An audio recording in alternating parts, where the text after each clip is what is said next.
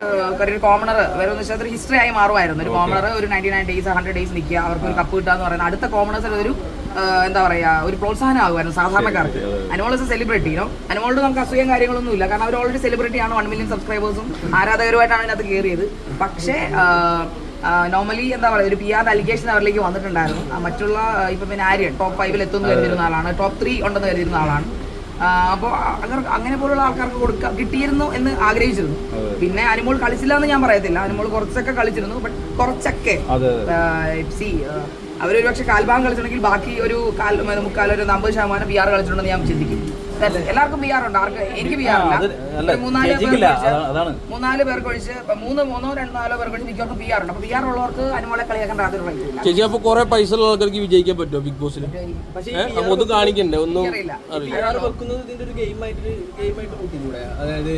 പിയറിനെ good way, മറ്റുള്ളവരുടെ ചാനലിൽ കയറി അവരെ